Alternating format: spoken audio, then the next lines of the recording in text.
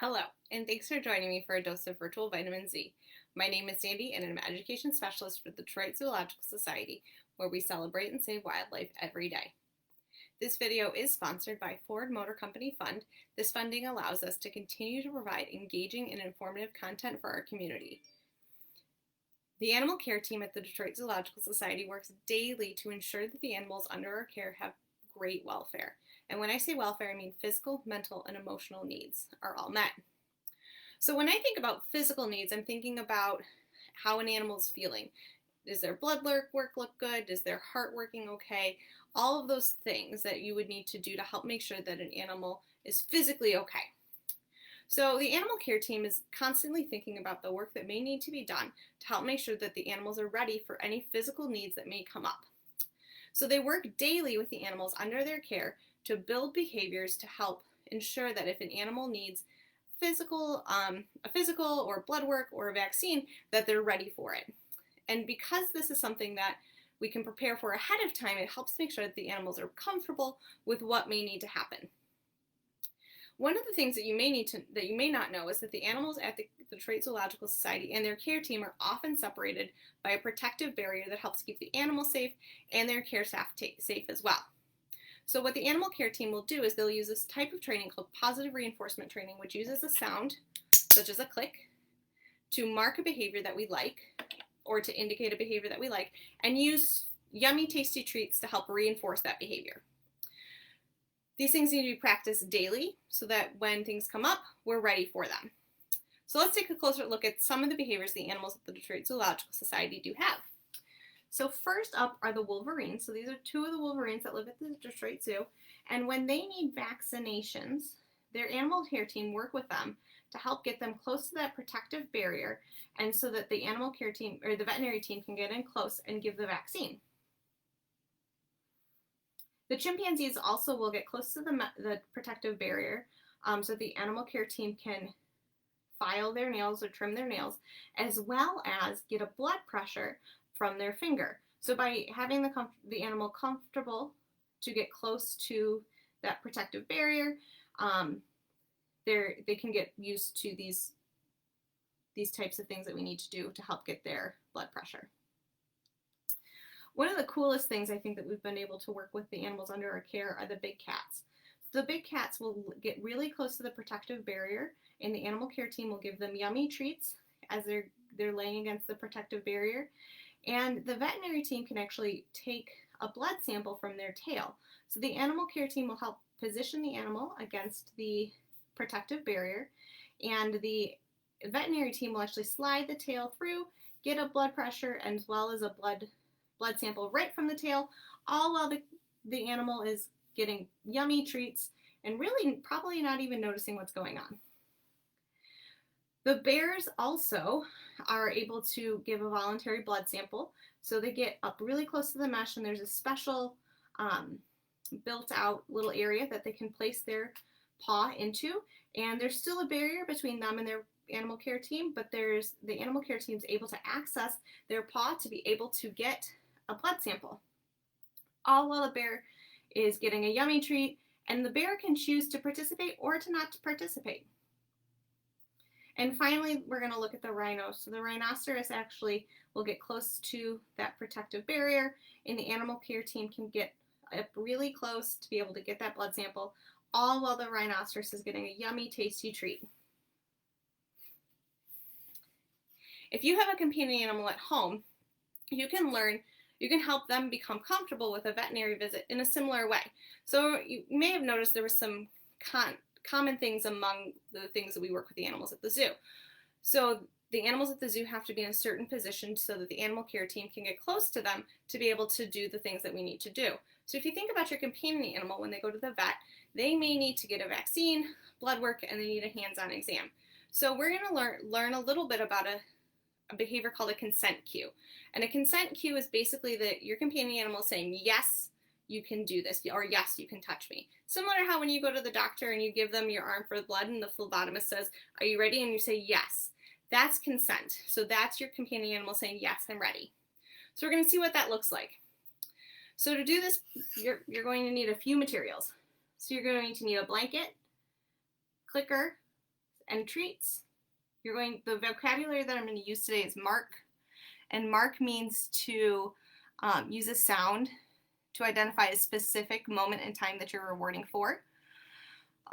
Capture, which means to mark a behavior that an animal already does, and shape is to reward a series of behaviors that will lead an animal to behavior we're looking for. So my companion animal we're going to feature today is Teddy. Something important to know about Teddy is that he is about 3 years old, and he has been working on this behavior since he was about 6 months old. I am not a professional trainer, nor am I a zookeeper. For my companion animals, I work with professional trainers to help make sure they have certain behaviors so they are comfortable for when they go to the vet. So I'm going to show you a series of videos that I share between myself and my trainers, as well as we share back and forth so we can make sure we're learning this behavior or helping Teddy get comfortable with this behavior, all kind of on the same page.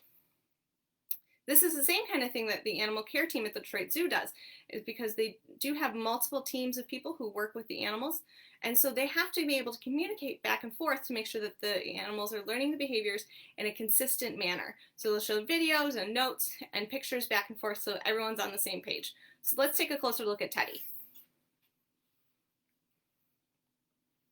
So this video starts when Teddy was about 6 months old, and this video is sped up a little bit so you can kind of see how it goes. So the goal is to get him to lay his head in the blanket, and you'll see a couple of times he'll nose the blanket, he gets close to the blanket, and she will reward him as he gets close, he lays his head in the blanket, or he really does anything with the blanket. It's important to remember that when you're working with your companion animal, lots of breaks are important. You need to let them set the pace.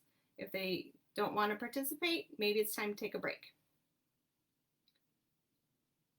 So you'll see in this short little session here, Teddy gets distracted a little bit, and he noses the blanket just a little, but eventually towards the end he does start to lay his head in the blanket, and he's rewarded for that.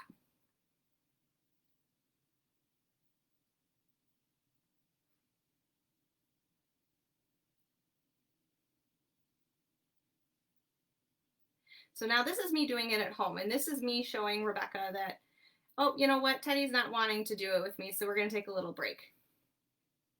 So a couple of weeks later, this is a video that his trainer shared with me to show what he's doing, and you'll see now that he's gotten really comfortable putting his head in her lap. And you'll see she's got a pen there, and she's using that pen to help him get comfortable with being poked while he's in this position, similar to what you would need for a vaccine. And one of the final steps to learning this behavior is having another person participate. So you'll see here that there's a trainer that he's laying his head in her lap, and the other trainer is watching closely, and she is touching him when his head is in her lap. And that teaches him that he is giving consent. He was only going to be touched when his head is in her lap.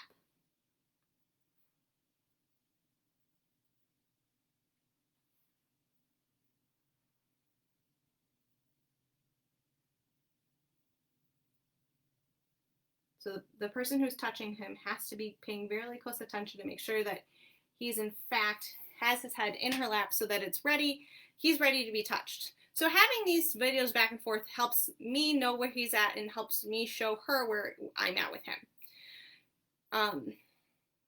I was able to do a completely consent-based vet visit with him shortly after this last video was taken. It did take longer, and that's something important to know, that even the veterinary team at the Detroit Zoological Society, we know that by giving the animal agency to say, hey, I'm not ready, stop, I need a break, that the vet visit or whatever we need to do with them may take longer, but we know that that improves their welfare. So that's so important to us that we give the animal that opportunity to say, no, wait, I need a second, and then continue on. So like with the visit I did with Teddy, that took about an hour, whereas a normal vet visit takes about 20 minutes.